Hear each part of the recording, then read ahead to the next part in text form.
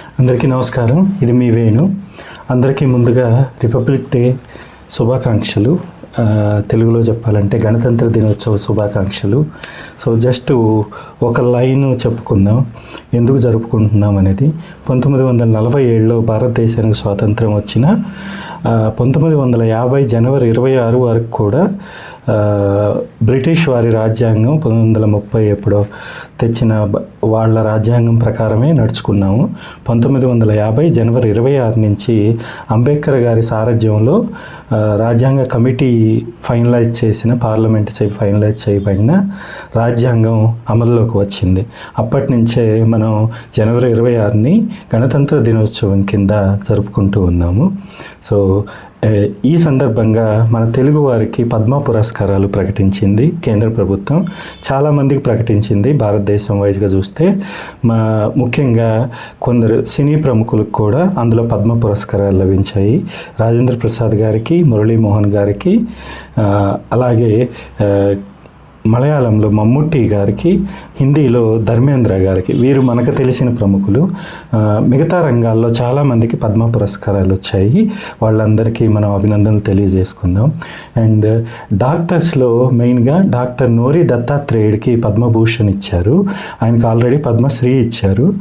ఆయన క్యాన్సర్ నిరోధకం గురించి చాలా కృషి చేశారు. క్యాన్సర్ గురించి ఆయన ఆల్రెడీ అమెరికాలో ఒక యూనివర్సిటీకి, ఒక రీసెర్చ్ ఇన్స్టిట్యూట్కి సారథ్యం వహిస్తున్నారు. డైరెక్టరేట్గా కూడా చాలా అవార్డులు అందుకున్నారు కూడా.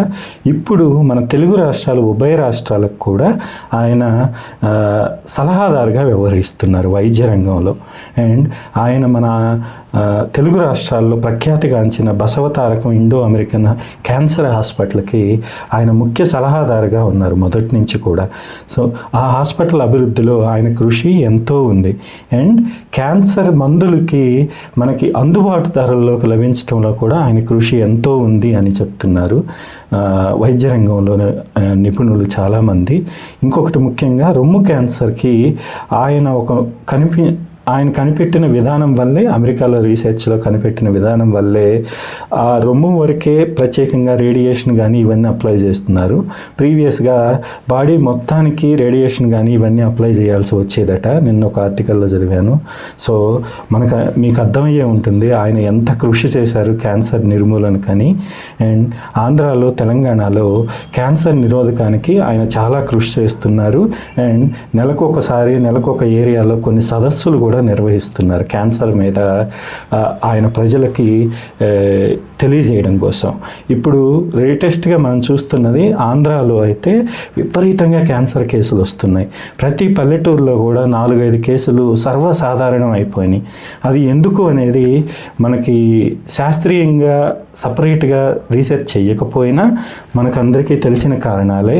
ఆహార కల్తీ కానీ, మెయిన్గా ఈ ఆహార కల్తీ అనేది విపరీతంగా జరుగుతుంది ఇండియాలో ముఖ్యంగా. సో దీనివల్లే అనుకుంటున్నాము అందరం కూడా. ఎందుకంటే ప్రతిదీ కల్తీ అయిపోతుంది.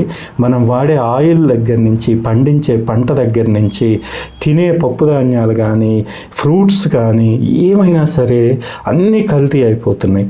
సో క్యాన్సర్ అనేది ఒక సాధారణ జబ్బులాగా విస్తరిస్తోంది ఆంధ్రాలో. మనకు తెలిసినంతవరకు. తెలంగాణలో ఎలా ఉందో నాకు అంత ఐడియా లేదు, కానీ ఆంధ్రాలో మాత్రం చాలా విస్తరిస్తుంది. సో భవిష్యత్తులో ఈ డాక్టర్ గారు సేవలను మనం ఉపయోగించుకొని దాన్ని కొంతవరకైనా నిర్మూలించగలమని ఆశిస్తున్నాం. చివరిసారిగా ఈ పద్మ పురస్కారాలు అందుకున్న అందరికీ మనస్ఫూర్తిగా అభినందనలు తెలియజేస్తున్నాం. అండ్ అందరికీ గణతంత్ర దినోత్సవ శుభాకాంక్షలు. Thank you.